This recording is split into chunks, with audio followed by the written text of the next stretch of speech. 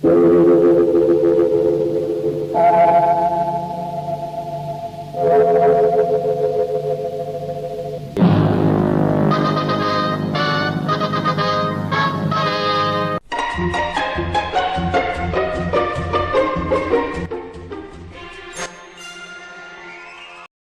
tardes, bienvenidos a un nuevo capítulo, al sexto capítulo ya de Sándwich Constitucional.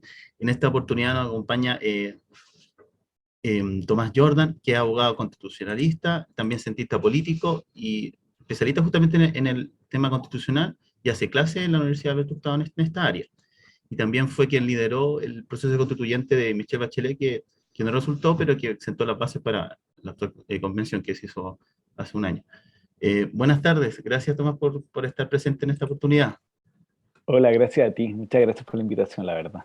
Quería partir justamente que me diera su visión de qué le pareció el trabajo de la Convención Constitucional, que duró un año, ¿no es cierto? Y que como resultado tuvo el texto que tenemos que ahora decir como chilenos el próximo 4 de septiembre, si lo aprobamos o Sí, no. yo creo que los chilenos y chilenas estamos invitados a aprobar o rechazar el texto, y es un texto que es producto de un proceso constituyente democrático, y esto es bien interesante y bien importante decirlo, porque el primer proceso constituyente totalmente democrático, el primer proceso constituyente en el mundo con paridad, cuestión que no es menor, porque si uno tuviera que decir cuáles son los grandes aportes del proceso constituyente chileno, uno de ellos es la paridad.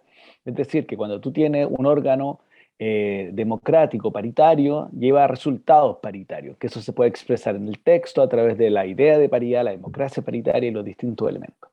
Tres, es un proceso constituyente que recoge una cuestión que venía presionando, venía tratando de tener un espacio en la institucionalidad, que son los escaños reservados de los pueblos indígenas.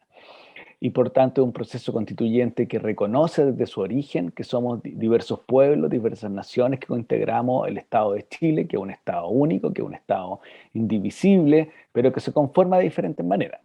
Y tres, también me parece que en ese momento, en el año 2019, post producto de varias crisis del sistema de partidos, sobre todo el financiamiento ilegal, el rol de los independientes se tornaba muy relevante para la legitimidad, y por lo tanto un proceso en el cual participan miradas que antes estaban excluidas del debate político, desde ciertos movimientos sociales, desde ciertos movimientos de origen regional, activistas por ciertos mundos, y que también se hacen presente en la convención. Por lo tanto, lo primero que todo sobre el procedimiento, un procedimiento democrático, deliberativo, un procedimiento que tuvo alto estándar en cuanto a exigencia. Había que lograr acuerdos por 2/3 de los integrantes de la convención, y eso se dio en dos momentos bien interesantes que uno pudiera decir el proceso: lo que fue el trabajo en comisiones y lo que fue el trabajo después en el plenario, que pudimos verlo en febrero. Así que por un lado, la convención es una convención que cumplió con el cometido que se le otorgó, es una convención que discutió profundamente muchos temas, casi todos, y es una convención que entrega un producto adecuado, un producto que permite iniciar un nuevo ciclo político para Chile. Perfecto. Y en ese sentido, bueno, sin embargo, han surgido igual algunas voces críticas en el sentido de que sí, es democrática, paridad, y le dio la oportunidad, digamos, a sectores y gente dirigente que a lo mejor no habían tenido la posibilidad de un espectro político participar democráticamente. Sin embargo, dicen que primó quizás cierto sector ideológico, centro izquierda o centro izquierda, que primó por sobre, por ejemplo, otros sectores como la derecha, que dijeron que fue ¿Usted está de acuerdo con eso? ¿Cree que está sobreideologizada esta constitución, o incluso le han dicho indigenista, o con el tema del plurinacional? ¿Qué pensaría decir eso? A ver, sí, yo creo que hay dos cosas ahí que diferenciar. Ya. Una, que es la integración de la convención. ¿Sigo? Ahí ¿Sí? parece Sí, que... ahí sí. Sí. Uno es la integración de la convención, que aparecen fuerzas políticas más ligadas al mundo de la izquierda, es una verdad. Dos, que los sectores de centro izquierda y la derecha tienen menos votación en la convención, aparecen nuevos grupos también, no sé, Claro. independientes no neutrales. Al colectivo socialista le fue muy bien en la elección de convencionales, por un lado. Por lo tanto, yo creo que aquí hay una cuestión de que la convención es producto de una coyuntura muy determinada, muy crítica al sistema de partido tradicional, muy crítica. Eso se dio post-estallido, durante los meses siguientes hasta la elección de convencionales. Pero dos, el texto se hace cargo de distintas miradas constitucionales. Distintas miradas constitucionales, por ejemplo, la mantención del presidencialismo, que es una tradición típica de Chile, por lo tanto uno no podría decir que un extremo o es radical mantener el presidencialismo, todo lo contrario, una mirada conservadora, tradicional de la convención. Avanzan cuestiones que venían años discutiéndose, por ejemplo, una mayor profundización en la distribución del poder a través de la idea de un Estado regional, que un Estado regional básicamente es un Estado altamente descentralizado. La democracia directa o mecanismos participativos que complementan la democracia representativa, eso nadie podría decir que es un estándar extremo, radical, sino que simplemente la discusión que se viene dando en los países democráticos hace varias décadas.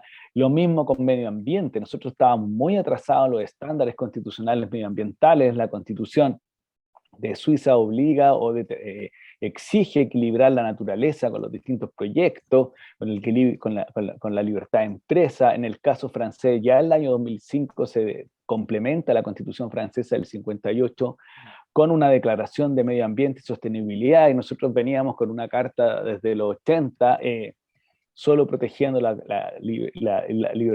derecho a vivir en un ambiente libre de contaminación. Por lo tanto, yo creo que no hay que confundir radicalidad con actualización de temas, con ponerse a la vanguardia.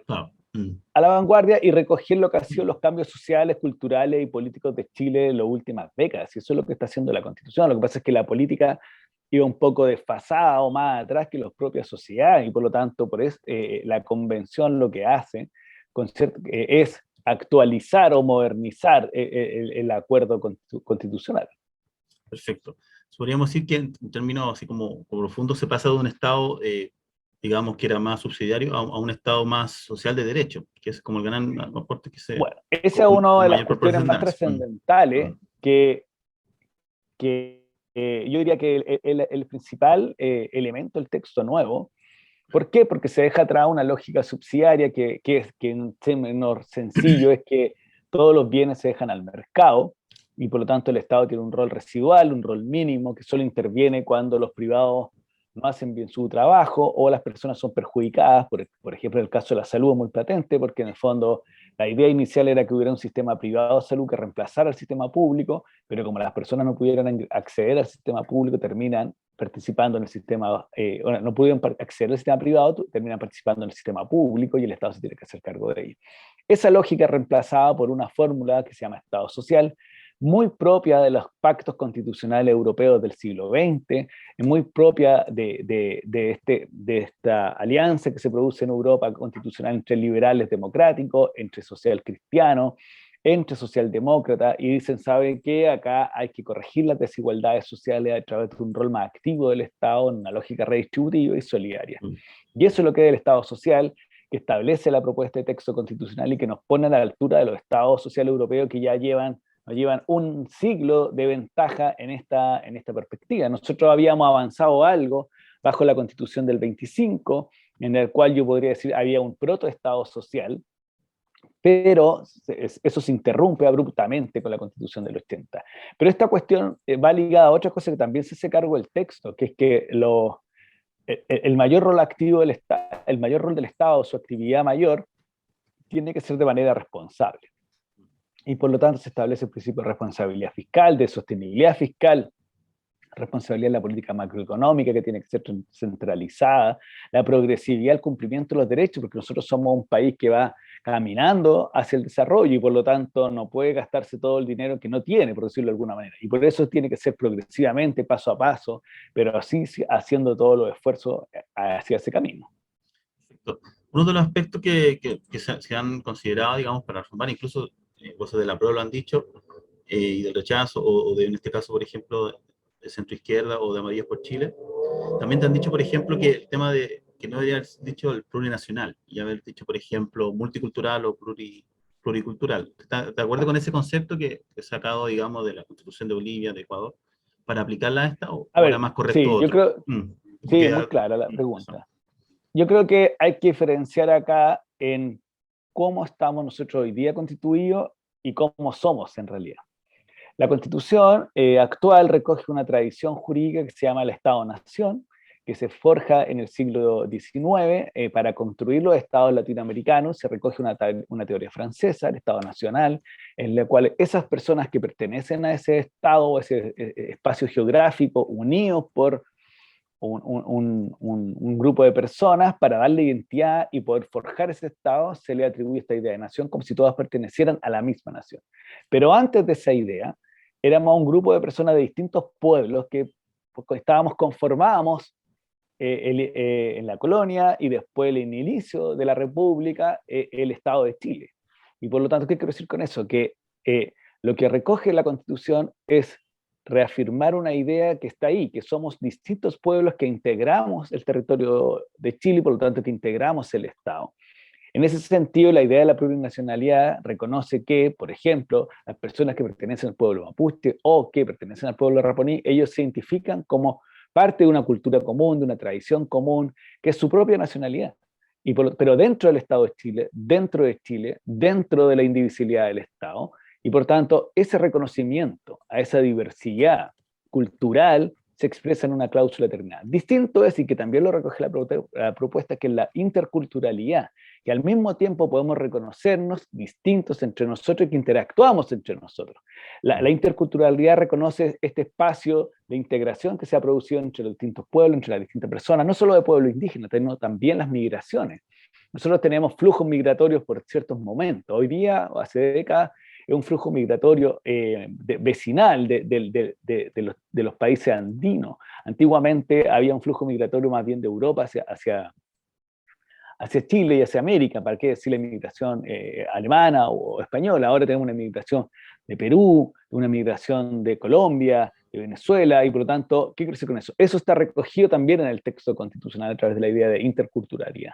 Perfecto, pero algunos grupos, quizás más extremos, podrían ocuparlo esto como decir, como nación propia, porque la Constitución también otorga autonomía y también autodeterminación, y podrían decirlo, bueno, entonces nos tomamos cierto territorio, aparte hay que pedir consentimiento, y también incluso la agua también se le otorga derecho de agua. ¿No será también eso de darle demasiado, digamos, se ha criticado también, derecho a ellos como grupos indígenas, a las 11 naciones que se reconocen, en desmedro de otras minorías? No sé, personas A con ver, alguna sí, discapacidad sí o otro entiendo grupo. bien. ¿Sí? Algunos han Y afirmado algunos han que, afirmado, claro, que se pueden tomar literal esto y quieren crear una nación mapuche dentro, o un estado dentro de otro sí, estado, una nación dentro sí, de otra es nación. buena pregunta. Hay varias cosas ahí. Ya, Una, hay varias cláusulas en el texto constitucional que hablan de la indivisibilidad del Estado. Por lo tanto, es imposible fraccionar el Estado de Chile. Dos, por propio texto constitucional, no una cuestión que no es eso separatista, está. como algunos han dicho. Claro. Es imposible porque Mm. lo dice, pone un territorio único, indivisible, se prohíbe la secesión, lo dice de esa manera, y al mismo tiempo lo establece su indivisibilidad. Y por tanto hay tres formas de llegar al mismo punto, que es un Estado único y por lo tanto no se puede fraccionar. Dos, aquí hay una cuestión bien digna de estudio sociológico, que el pueblo mapuche es un pueblo históricamente excluido, es un pueblo o los pueblos indígenas en general, los pueblos indígenas en Chile son grupos de personas históricamente excluidos, y por lo tanto, lo que hace la Constitución es traerlo hacia el pacto constitucional, hacia el pacto fundante, y reconocerles ciertos derechos que ellos, bajo su cultura, ejercen habitualmente o han ejercido, que es, por ejemplo, reconocer sus propias autoridades. Por ejemplo, reconocer sus derechos culturales, sus derechos lingüísticos, sus formas de ver el mundo, sus cosmovisiones, que se incorpora, por ejemplo, en la idea de, junto con la libertad religiosa, se incorpora las distintas cosmovisiones, porque ven el mundo de manera diferente. Y junto con ello aparece esta idea de las autonomías territoriales, que son espacios en los cuales ellos generalmente han ocupado, pero no necesariamente hay una tierra que les pertenece, sino que son espacios geográficos que han ocupado. Está dispuesto en el Tratado 169, reconoce esa fórmula, también en otra declaración internacional. Y por tanto, yo creo que ahí hay que ser claro en que esos espacios o esos derechos que se les reconocen son dentro del Estado, no pueden ejercer derechos que no estén reconocidos por la Constitución y la ley, y por lo tanto no es posible derivar de ellos, punto uno, que fuera un privilegio, porque un privilegio es un beneficio que tú obtienes por estar en una posición distinta, beneficiosa. Una persona que hereda una gran suma de dinero es una persona privilegiada. Pero cuando tú has estado históricamente excluido y si te reconocen ciertos derechos, voy a poner un ejemplo. Las personas que viven en la isla de Pascua, solo hasta la segunda mitad de la década del 60, sí, entiendo que en 1966 por primera vez tienen carnet de identidad. Antes de eso ellos no podían hacer ningún trámite en el Estado porque no tenían definición jurídica de nacionales de Chile. Y por lo tanto no tenían carnet de identidad y por lo tanto no podían ejercer ningún derecho, ni político, ni civil. ¿Qué quiero decir con eso? Esa es la regla de exclusión histórica. Lo mismo ha pasado con el acceso a la educación. Recordemos que las políticas de acceso a la educación universitaria, con ciertas becas a las personas de origen indígena, recuerdo a algunos internados que habían, no sé si existieron todavía, entiendo que sí, del mundo mapuche, era porque el acceso desde el mundo rural, el acceso educacional era muy complejo. Entonces, esa es la lógica en cuando uno establece ciertos derechos, no sé, reconocerle su sistema educacional, reconocerle su cosmovisión en materia de salud, que también se reconoce. Eso no es un privilegio. Cuando tú corriges desigualdades sociales, más bien vas encaminando hacia una igualdad o una equivalencia más que un privilegio propiamente tal. Perfecto. Y en específico con el tema del consentimiento para todo, para algún proyecto de inversión en alguna Vale. zona específica, porque, bueno, en Chile, bueno, no, quizá alrededor del 15 o 12% se reconoce como de algún pueblo originario, pero no somos mayoría, digamos, la mayoría de los chilenos somos algún pueblo originario, como sí en otros países como Bolivia, que 60%, un poco más o menos. Entonces, en ese sentido, el consentimiento va para estos proyectos, estas materias que le compensan, Ya, que no muy, pasan muy ya a sus claro. derechos. Claro. A ver, hay que hacer una distinción que hay una regla general, que es el derecho a la consulta indígena. Es un derecho que está establecido en el artículo 66 de la propuesta como un derecho de los pueblos. Y hay una regla de excepción o específica que tiene que ver con el consentimiento, que está en un artículo muy particular que se llama la participación de las personas en las entidades territoriales y está dentro de un capítulo muy particular que es el Estado regional. ¿Por qué digo esto? Porque hay un derecho de los pueblos a que todas las medidas administrativas y legislativas que les afecten se lleve a cabo un proceso de consulta y una negociación de buena fe, que se llegue a un resultado, y por lo tanto la visión de los pueblos es incorporada en esa medida legislativa administrativa. En cambio que el consentimiento, porque es excepcional, porque tiene que ver con aquellas medidas de autoridad, de decisiones públicas que tengan que ver con las decisiones regionales y que impacten en sus derechos propiamente tal. Es decir, solo en la eventualidad que les afecten sus derechos en aquellas decisiones de autoridad, van a expresar su consentimiento previo, libre e informado. Ahora bien, por lo tanto, hay una tarea que viene pronto, si que se aprueba el texto, que el legislador va a tener que decir en qué decisiones públicas estas personas de pueblos o los pueblos van a expresar su conformidad. Por Por lo ejemplo, para tanto, hay una... reformar la misma constitución, no. Se han dicho, cuando han dicho que No, sí, no, porque no es esas han una salido muy como buena, noticias falsas, porque como no, fake para news, las como han dicho. leyes nacionales no, No. porque no son Mm. leyes, las leyes nacionales impactan a todo el territorio, por lo tanto no son decisiones de autoridad regional. Las reformas constitucionales impactan a todo el territorio, al Estado, por lo tanto no son decisiones de autoridad regional. E incluso si se reformara este artículo, ¿por qué? Porque es parte de una reforma nacional, porque altera el sistema constitucional. Entonces yo lo dejaría muy claro, hay una regla general que es el derecho a la consulta, y una regla excepcional que tiene que ser desarrollada en concreto por el legislador respecto de qué situaciones de adiciones de autoridad deben expresar su consentimiento previo, cuándo y aquello, cuándo, siempre cuando afecte Perfecto. sus Mm. derechos. Y a propósito de lo mismo, el tema del sistema jurídico, que también se le reconocería, se reconoce en esta constitución. En la práctica, ¿cómo sería? En materias penales, por ejemplo, ¿no se cogerían solamente a la ley general de todos los chilenos? ¿O solamente materias que ellos les competen entre ellos, entre pares? ¿Cómo se Sí, aplicaría aquí y si no choca con el principio de igualdad ante la ley? Mm. primero nos choca con el principio Mm. de igualdad ante la ley, quiero partir Ya, por ahí. El ya. pluralismo jurídico es parte de una regla de la igualdad. Lo que pasa es que la igualdad tiene dos caras. Una es tratar igual a todos los que están en la misma situación. Pero cuando hay situaciones de excepción, la legislatura debe hacerse cargo de esa excepción y tratarla de manera diferente. ¿Ok? Y la premisa que es tratar diferente a aquellos que están en posición diferente. En el caso del pluralismo jurídico, los pueblos tienen históricamente, porque está sostenido en su tradición, formas de resolver sus conflictos jurídicos. Y eso, por eso se crea lo que se llama en el texto los sistemas de justicia, que junto con el sistema nacional se reconoce aquellas tradiciones jurídicas que tienen los pueblos para resolver sus problemas jurídicos.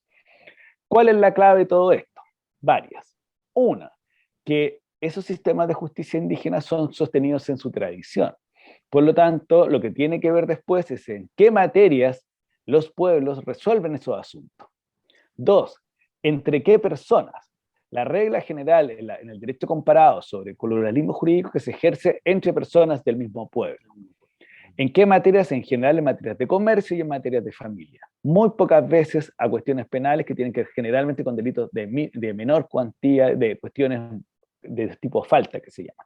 Ahora bien, pareciera haber un acuerdo inicial en nuestra discusión constitucional, al menos dos. El otro día salió un acuerdo entre partidos de la centroizquierda por el apruebo, Unidos para Aprobar, que decía que tenía que ser entre personas del mismo pueblo y excluía las materias penales, ¿cierto? Y por lo tanto, nosotros podríamos previsualizar que la discusión legislativa que se vaya a dar cuando se explique, se ejecute de qué tratan los sistemas de justicia indígena, va a tener que ser entre personas del mismo pueblo y excluida las materias penales. Y además hay un límite que establece el texto propuesto, que es que jamás puede vulnerar un derecho fundamental o jamás puede vulnerar un derecho establecido en algún tratado de derechos humanos.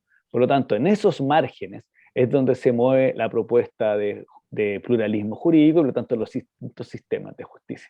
Y además hay una regla que está en el texto constitucional que dice que a todo evento, todas las impugnaciones, todos los recursos finales los va a terminar conociendo y resolviendo la Corte Suprema.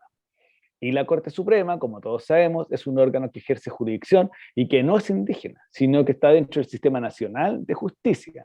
Por tanto, la última palabra jurídica que va a terminar después sirviendo precedente o de antecedente para las demás sentencias, lo va a resolver un tribunal no indígena. No indígena, claro. Y me imagino que se tendrían que redactar algunos códigos, algunos textos que se aplicarían para esa legislación de ellos, para esas materias específicas. Claro, lo que pasa es que hay varias cosas que quedan todavía por resolverse. Uno, lo que hablábamos recién, una regla sobre entre quiénes se aplica, en qué materia, qué va a quedar excluido. Dos, que es una cuestión no menor, qué pueblos tienen tradición jurídica, qué pueblos resuelven sus problemas a través de la costumbre, y por lo tanto hay que catastrar esa costumbre jurídica, reconocer sus autoridades judiciales, cosa de que las personas que pertenecen a esos pueblos también tengan la certeza de que si optan por la justicia indígena, sepan quiénes son sus autoridades, cuáles son los procedimientos, cómo se respeta el debido proceso, porque además como opera como límite los derechos fundamentales y los tratados, por ejemplo, un derecho fundamental es el debido proceso. ¿Qué significa eso?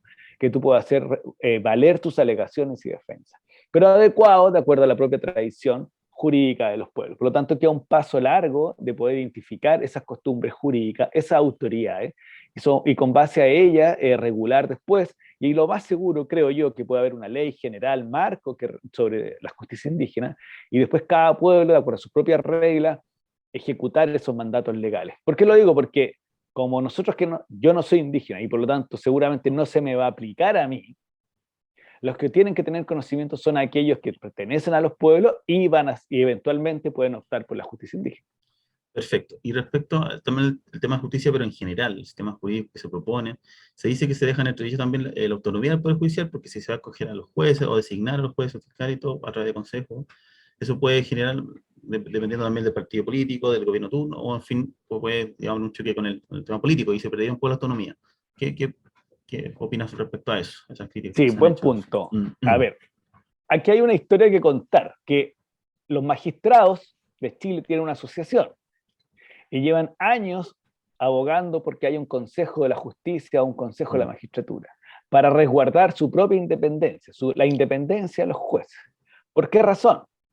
De acuerdo a su propio diagnóstico. Porque como hoy día la autoridad, la Corte Suprema, es quien tiene las facultades disciplinarias y correccionales sobre los jueces, los evalúan. El superior jerárquico evalúa al inferior. Y eso se produce un incentivo no adecuado, que es que para que tú avanzar en la carrera judicial, el incentivo está dado en hacer lo que los superiores jerárquicos van fallando. Y por lo tanto va quitando independencia, porque tú no puedes actuar de acuerdo a tu propio saber o proceder. Siempre están mirando hacia arriba.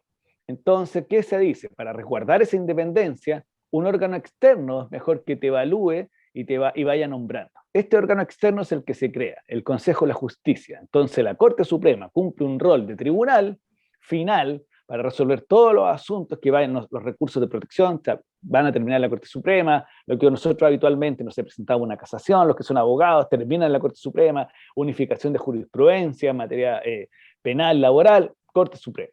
Pero lo que tiene que ver con el nombramiento y la evaluación de los jueces, lo va a hacer un órgano externo, Independiente del gobierno de turno. Independiente del gobierno de turno, independiente del Poder Judicial. Por lo tanto, está conformado por 17 personas. De ellas, 8 son pertenecientes a los jueces, 5 nombrados por el Congreso de los Diputados, pero no alcanza a ser mayoría, por lo tanto no hay interferencia política. Y los otros 4, 2 pertenecen a los pueblos que tienen que expresar conocimiento y 2 pertenecen a funcionarios del sistema de justicia. ¿Qué quiero decir con eso? Que es una mixtura de integrantes que permite equilibrar las distintas miradas para el proceso de nombramiento de jueces. Y hay algo que no se dice, o se dice muy poco.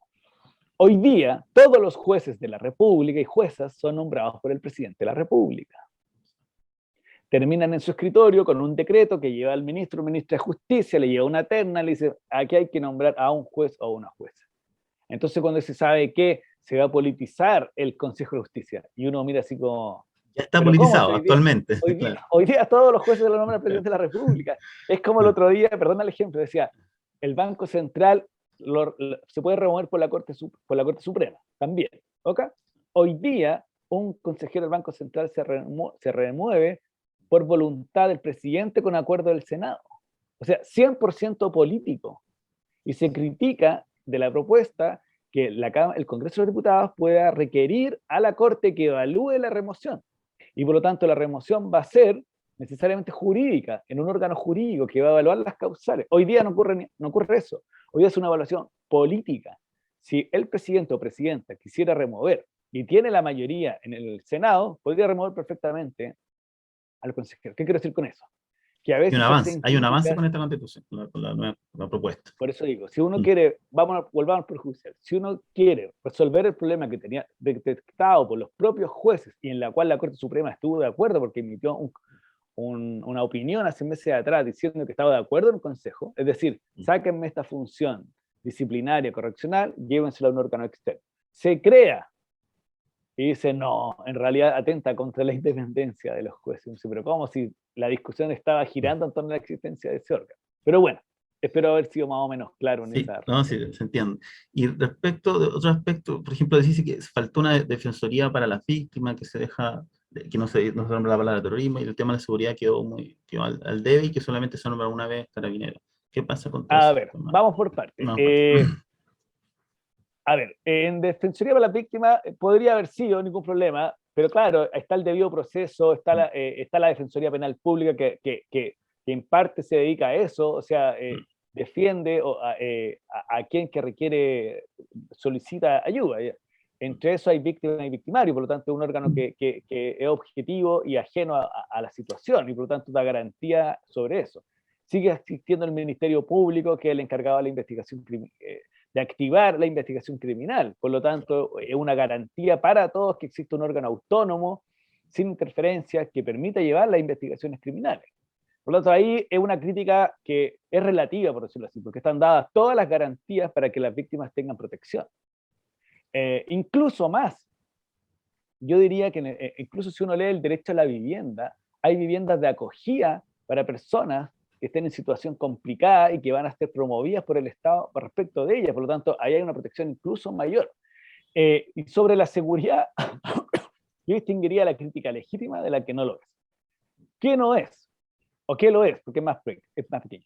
El estado de emergencia. Ya, obviamente que es un error del texto no haber afirmado bueno, la idea mantenido, de claro. Y eso está claro y está fuera de discusión.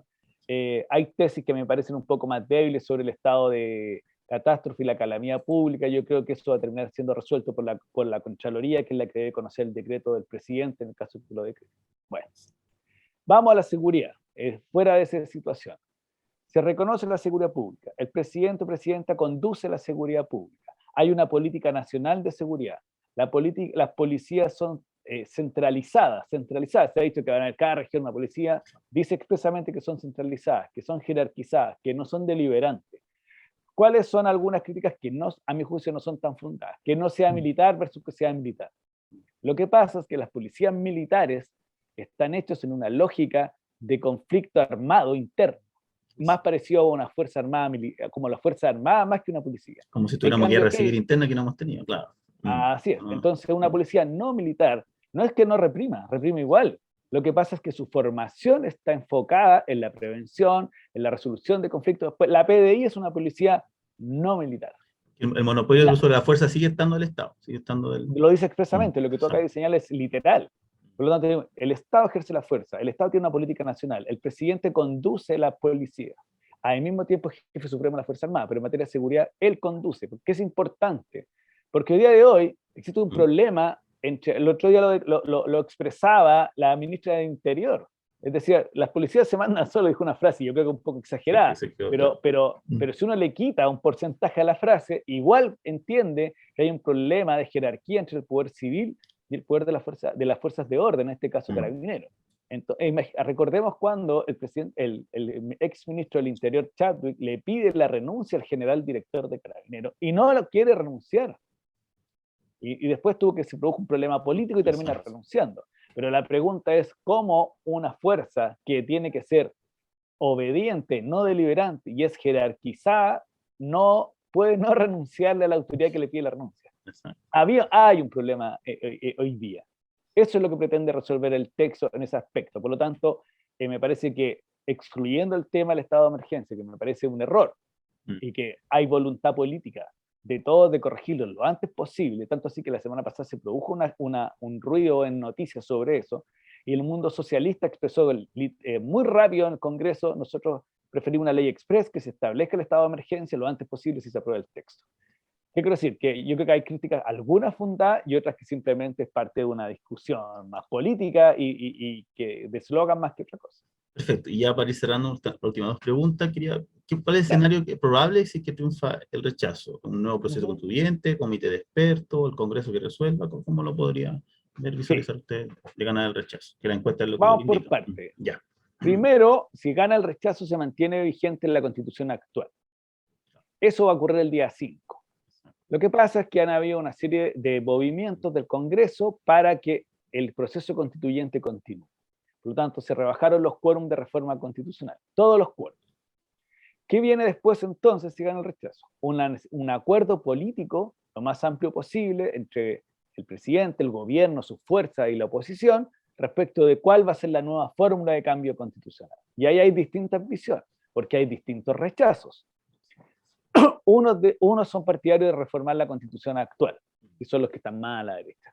Y otros están lentamente abiertos a un nuevo proceso, y otros están completamente abiertos a un nuevo proceso, como son la senadora Rincón, el senador Boca, ¿cierto? Dicen, hay que empezar de nuevo, y por lo tanto una nueva convención. Ok, y ahí eso, como hay 3 o 4 fórmulas, van a tener que ponerse de acuerdo en un pacto político nuevo, muy parecido, pero en distinta coyuntura de noviembre del 2019, en lo cual hay que llevar a cabo un nuevo proceso constituyente. Y ahí, por eso te digo, el presidente Boric se pronunciaba ayer o hoy día en que no le parecía bien un nuevo plebiscito, que ya estaba claro que era necesario. Que la prueba que hay una coincidencia incluso de la derecha de que ya falleció la actual constitución, la que nos rige. Ya, claro, ya no es legitimada, digamos, que ya no... Así es. Y entonces esa necesidad de una nueva, nuevo texto. Ahora, claro, ¿cuál es la complejidad? Imaginémonos que hay una nueva convención. La pregunta es, ¿quiénes la van a integrar? Si va a haber lista independiente o no, si va a haber paridad, si van a haber escaños reservados y cuánto, porque pareciera ser que a algunos no les gustaban tanto los escaños ni los independientes en lista. Ok, bueno, hay una crítica ahí. Pero quiero decir que eso también hay una ecuación compleja que resolver respecto a cómo va a ser la nueva. Algunos dicen lista nacional, otros van a ser por distrito. Entonces la pregunta es, van a haber distintas posiciones, muchas de ellas electorales, para saber cuál es la mejor. Se va a tener que llegar a un acuerdo, sí o sí, gane cual gane, digamos. O sea, sí o sí. Aquí hay dos tipos de acuerdos. Si gana el rechazo, tiene que haber un acuerdo político muy transversal de las fuerzas del Congreso y el gobierno sobre la nueva forma. Si gana el apruebo, también tiene que haber acuerdos políticos en todos niveles. En las reformas que se van a hacer y los primeros acuerdos sobre la legislación que se va a empezar a discutir. Más de 60 leyes, ¿no es cierto?, que se necesitarían para que se implementara. Así es. Y muchos Entonces, años, seguramente digamos. El gobierno va a ser una prioridad, porque algunas leyes va a alcanzar a tramitar él, otras los próximos gobiernos. Perfecto. ¿Y cuál es la última reflexión que hace respecto a tu proceso? que tiene que haber un acuerdo nacional, tiene que ser, como se dice, la casa común de todos y que nos representen, independiente, porque Sí, lo más probable es que pueda ganar una de las opciones, pero con margen, digamos, que siempre va a haber un sector que no va a estar representado, o sea, la izquierda o la derecha. Se necesita entonces este acuerdo nacional como el futuro próximo, después del sí, a proceso. ver, yo creo que son dos escenarios distintos, pero en ambos se requiere un acuerdo. A ver, hay constituciones, nuevas constituciones, cuando hay acuerdos amplios, los acuerdos políticos más amplios posibles. Y dos, tiene que haber legitimidad social. Sin esos dos elementos, las constituciones son muy difíciles que pervivan el tiempo, que se logren nuevas constituciones. Si gana el apruebo, vamos a ese escenario, la centroizquierda como la derecha moderada tuvo menos fuerza en la convención, pero sí tuvo más fuerza, tiene más fuerza en el sistema político regular. Por lo tanto, para cerrar el pacto constitucional de Estado, las reformas que se vengan van a tener que incorporarlas a ellas para que sean parte de este paquete llamado nueva constitución, de este nuevo pacto constitucional. Por lo tanto, me parece que el desafío, si gana el apruebo, es sumar a aquellas fuerzas que no estuvieron totalmente representadas en el Congreso, pero sí pueden participar en la convención, pero sí pueden participar de la reforma en el Congreso. Y no es menor porque se ecualiza una fórmula. Hay un texto, hay una impronta, hay una columna vertebral, pero se corrige, se mejora, como se quiera decir. Claro, un aprendizaje de la experiencia que fue la convención, en todo sentido. Así es. Entonces tú dices, ¿sabe qué? No sé, voy a citar una parte del acuerdo que se firmó hace 2 semanas. La iniciativa de gasto que vuelve al presidente. Bueno, y en esa materia está de acuerdo la derecha moderada, está de acuerdo la centroizquierda, por lo tanto, vamos afinando el pacto constitucional. Si gana el rechazo, el pacto hay que empezarlo de nuevo, a armarlo en 2 momentos. En el momento inicial para la fórmula, lo que se hizo en noviembre de 2019, y después el pacto que tiene que ver con la redacción y finalización en un plebiscito del nuevo texto constitucional. Acuerdos políticos a todo evento, porque de eso se tratan los textos constitucionales, son acuerdos políticos jurídicos. Esa es la idea, que esta nueva constitución sea realmente la casa de todos y que nos representen y que para el bien de Chile y del país y del futuro. Muchas gracias, Tomás Jordán, por participar en este espacio, Sancocho Constitucional, capítulo 6, y nos vemos en otra oportunidad. Muchas gracias. Buenas tardes. No, gracias a ti, muchas gracias por todo.